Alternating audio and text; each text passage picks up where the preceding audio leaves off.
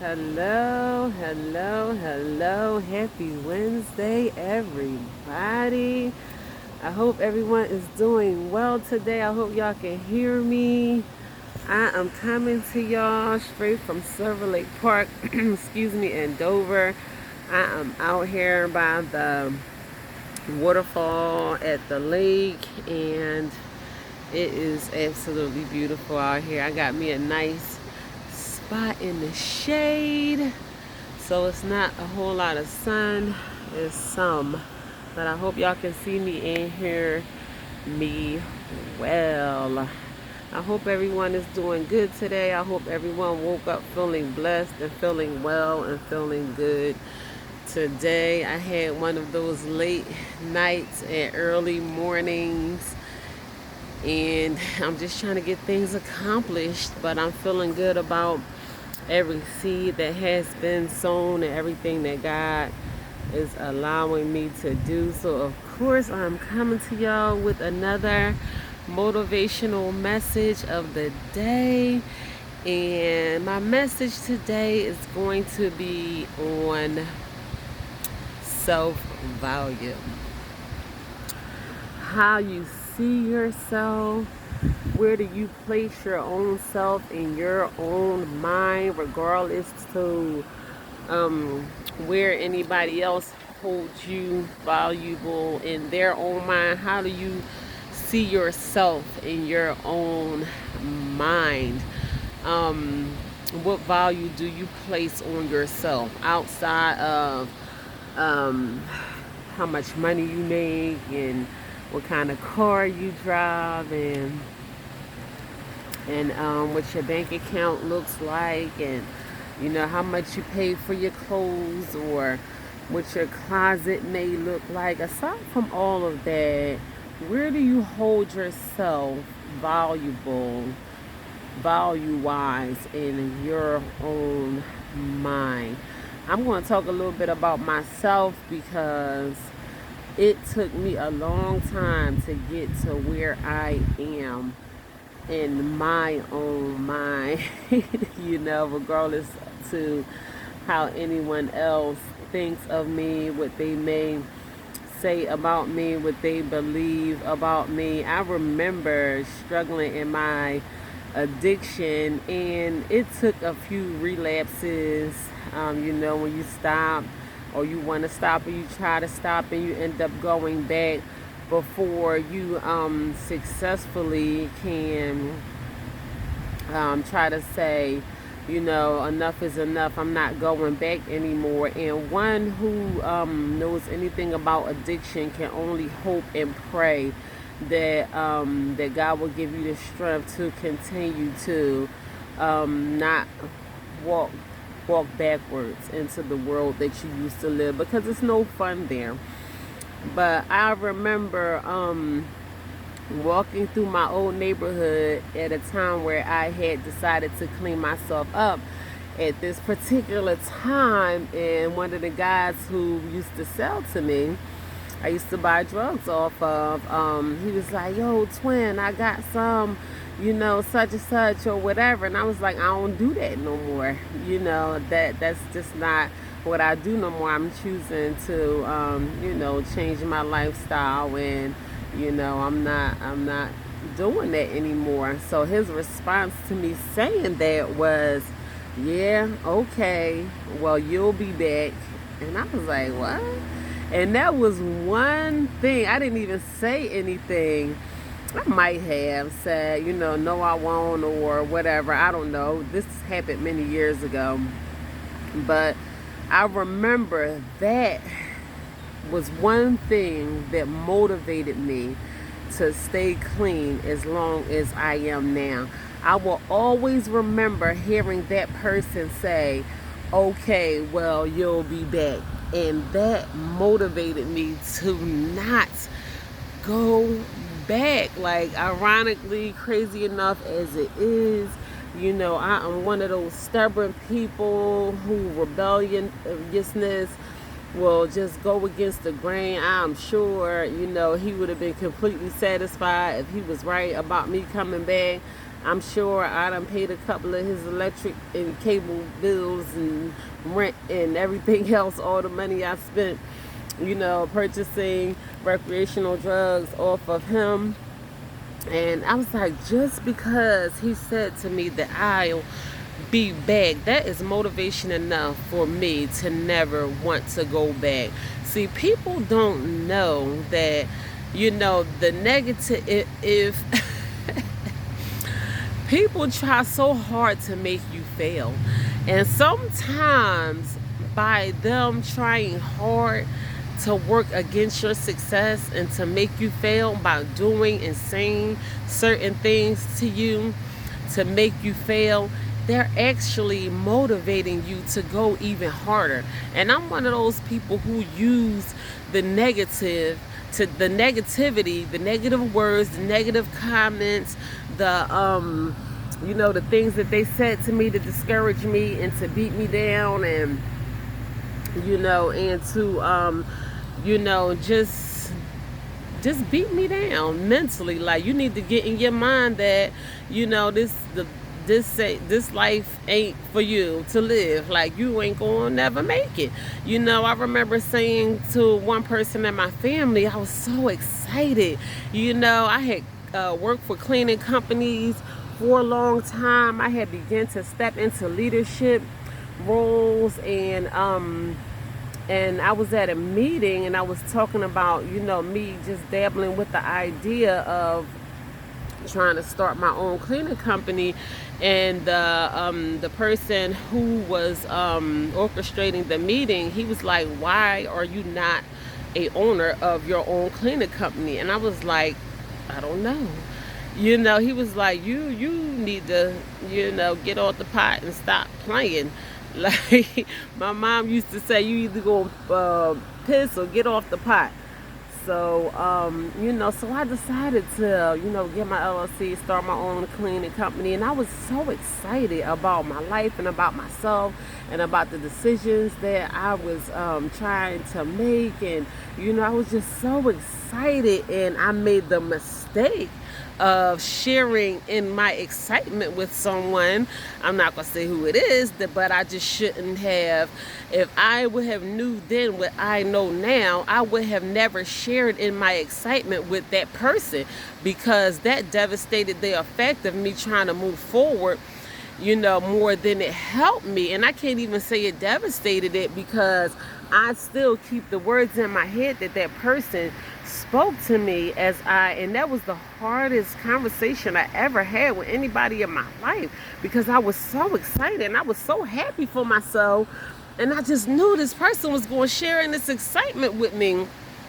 And their response to me sharing in my excitement with them was, you need to know that disappointment is real. Like, you want to step out here into the real world and call yourself doing something. There's a lot of disappointment out there that's going to be waiting for you. And I was crushed. Like, because of who the person was, because of what they said, because of their reaction, to me just being so happy for myself. And it hurt my feelings so bad. Like, I couldn't even get through the conversation. I'm like, what? Why are you saying that? Like, you shouldn't be saying that, And the person just persisted on standing firm on what they were saying to me. Like, you can't make it out here in this world. You can try as hard as you want, but the disappointment that lies ahead, you are not going to be able to get around. So it has been, the journey has been long, even with me trying to be successful in being a entrepreneur.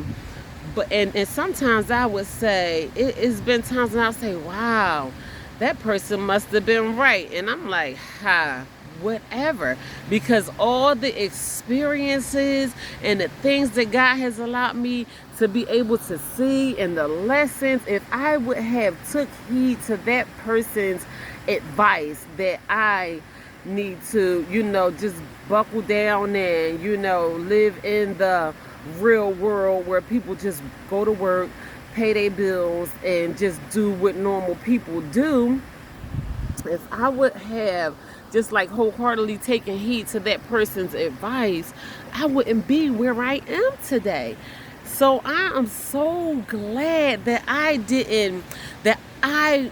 am able to hold myself at a higher standard than other people holds me in their mind. God has allowed me to say, just because that person doesn't see my worth, that doesn't mean that I don't see my own self-worth. You know, God has allowed me to go places, do things, see things. People try to tell me my decisions in life were, I cleaned myself up. I moved to another state and got myself a fresh start and, opened up more and better opportunities for myself and for my children. And God has blessed me all the way. But people told me that was the devil, that the devil was, convincing me to do things like that I shouldn't be doing. And, if I was still in the city of Philadelphia with my children, with the condition that Philly is in right now, especially in the poverty-stricken neighborhoods that we were living in, I would not be where I am today. If I had taken heed to someone's advice to me that disappointment is real, and I need to realize that disappointment is real, I wouldn't have gone the places I've gone. I would not have met the people that I meet. I would not have seen the things that I see. I wouldn't be open to the opportunities of success the way that I am right now. I would have closed myself in to even the possibility of great success for myself. And even if I do make it to where I want to be, which I am, and I know I am, because God is allowing that to unfold before me right now as we speak. And if I would have just held myself at the standard that someone else holds me at in their mind, I would not be where I am today. So I am so grateful that God has allowed me to hold myself to a higher standard than what other people holds me in their mind. God lifted me up in my own mind so I can see myself more valuable than what other people see me in their mind. And that's important. You have to believe in you, even when no one else does. It's not up to everyone else. One of my favorite people in the whole wide world, and I love her dearly, and I know she's probably going to watch this video. She told me, your vision and your dream is not for everybody. What God has for you is for you. Everybody is not going to see it. So, I don't hate that person for seeing that, or saying that. Now that I'm growing and I know more, that's as far as their mind can go. That's probably all they see for themselves. Certain people can't see past a certain point for themselves. Like, I'm just a regular person who's just going to work a regular job for the rest of my life until it's time for me to retire. I'm going to work hard, pay my bills, and die. I believe that there is more out there that God wants me to see, that God wants me to be. That's why he has me in the position that he has me in right now. Even though my ex-husband and I, of course, we didn't work out because we are divorced now. So, but we still talk. I actually just got off the phone having a conversation with him. Nothing more, nothing less. Just, hey, how you doing? Whatever. But one thing that allowed me to forgive him the way that I do, and just keep things cordial with him. I don't hate him or anything like that. But one thing that he said to me that will always stick to me is, I love you enough to let you go. He was like, I see too much in you, and even if I fought hard to stay with you, I would be hindering you from getting to where you need to be. Now, that wasn't his exact words, but he was like, I gotta let you go. Because it's something that you have to do. It's something that you have to see. It's something that you have to be. And you're not going to get there by staying with me. And I respect that. That's one thing that I will hold in my heart, is that he respected me enough to to let me go. Like the most we ever traveled together was back and forth to Atlantic City. I mean, we Atlantic City to death. Anniversary, birthday, whatever. You know, we was just Atlantic City for every occasion. And I just took a 14-hour flight across the world. He know that I wouldn't have done that if I was still with him. I wouldn't have wrote a book if I wouldn't still be with him. I wouldn't be in leadership position, or, you know, just exploring my talents and, you know, doing the things that I'm doing right now if I was still with him. So he knew. I didn't even know. All I know is, okay, you want to do what you want to do, be you. You know, we good. You know, he wanted to live the life that he wanted to live. All I knew is that I wasn't sticking around for it, and I could not take the things that he was doing anymore. But he knew that he had to let me go for my own good. That to me is holding me at a high standard in his mind, because he knew that there was something better out there for me.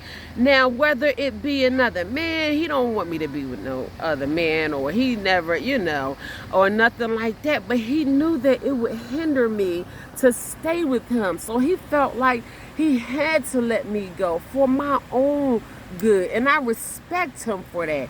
Out of every conversation we ever had leading up and after our separation and into our divorce, that's one thing that I hold on to in my heart, that he respected me enough to let me go. So even if other people don't hold you in a high standard in their own mind, some people will, some people won't. Some people see value in me that I don't even recognize in myself. Some people be like, wow, I was in the market with my kids the other day, just grabbing us, some quick dinner or something we could throw together when we got in the house for dinner last night. And the cashier looked at my kids and was like, wow, that's your mom? And they was like, yes. And she was like, y'all got some big shoes to fill. And that really wowed me.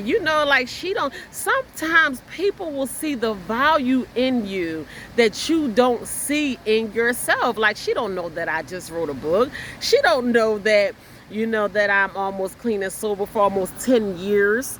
She don't know that I have overcame, sexual molestation and, poverty and a bad marriage and abuse and, self-destruction and all the things that God has allowed me to get through. She don't know that I am on the brink of, the best years of my life. She don't know that, I just flew from across the world a month ago, seeing places and doing things that I have never seen. She don't know any of that about me.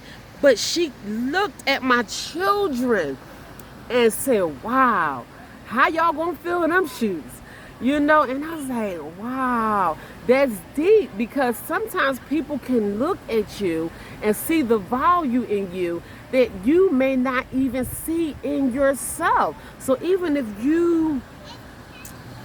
if someone else doesn't say it or not, we need to learn how to recognize the value in ourselves. We do, because we got a lot going on for us. That's why I say it's important to give ourselves credit for our accomplishments, for the things that we have done, for the things that we are working towards doing, for our goals, for our dreams. Some people out here don't have goals and dreams at all. Some people are just going with the flow or settling for whatever they choose to settle for. You have to give yourself credit for every effort, for everything that you try to do, for every place that you try to go, for all that you have done. You have to build off of those positive things, those positive words, the positive energy.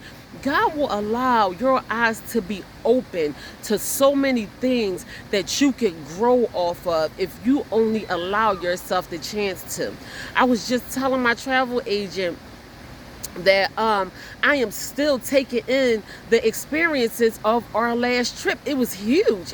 That was the biggest trip that I have taken in my lifetime, and it was a lot to take in. I mean, we were gone for like 10 days, but we flew from country to country to country, 10,000 miles away, and it was a lot. Like, I didn't realize that I had to fly over Africa to get to Dubai. I always said I wanted to take my kids to South Africa before we leave this earth. I want us to have that experience to be able to visit South Africa. But I said, that's a height that I never reached before. That is I have to go further. It's something that God wants me to do. Why would God allow me? And we ran into obstacles, things tried to get in our way, and God said, no. There is something that I want you to see. There is something that I want you to do. So when I talked about perspective on yesterday, it's all in how we perceive things. Why would God take me to a height that I have never reached before? Why would he allow me to fly over Africa to reach the destination that I had to reach if there not had been somewhere else for me to go? Yeah, I had to come back home. I had to come back home to my kids. I had to come back home to my job. I had to come back to my home. But in my mind, I know that God allowed me to reach those limits for a reason, because there is something that he wants me to see. It's something that he wants me to do. There's something that he wants me to be. He would not have taken me to those extremes just for me to come back and that's it. That's why I'm still soaking in the experiences of going to Dubai and Maldives and looking at the pictures of me being in the largest mosque in the world. We rode past the exit to Saudi Arabia on our way to Abu Dhabi. Saudi Arabia is something that I only ever heard about on TV. Like on the news, like it's a war in Saudi Arabia or whatever's going on in Saudi Arabia. When I seen that Saudi Arabia was that way and I was that close to being that close to Saudi Arabia, that even though I didn't go to Saudi Arabia, I was in driving distance of it. I was like, wow, God, you brought me to this extreme for a reason. So mentally in my mind, I know there is something that I have to do. I know that God has something out here. He has something for me to do. It wasn't just simple as me taking a trip. I'm still in my mind. I'm tripping on that trip in my mind because there is so much out here that God wants me to experience. He has a job for me. If I can work my 9 to 5, or if I can let my kids work on my nerves, or my family work on my nerves, or whatever, why can't I work for God? Why can't I be out here doing what he has me to do? So the day I choose to walk in obedience and hold myself up to the standard that God wants me to be at, I have to see value in myself, regardless of who don't see value in me. I see value in me, and that means more than anything. That takes you to places that you probably will only realize in your own mind, but other people will see that in you. It begins to become you. once you start holding yourself to a higher standard. That's why my book is named True Value. That's why this channel is called True Value, because we have to learn how to see the true value in ourselves, even if no one else ever sees it. That way we can walk in obedience and be exactly what God wants us to be. So I hope someone receives this message in a major way on today. I am just in reflection mode, regardless to everything that is going on around me. God is opening my eyes to so many things. He is allowing nothing to get in the way, to stand in the way of where he wants me to be. He is allowing me to walk in my destiny and be free in my mind. Even when distractions come about, refocus.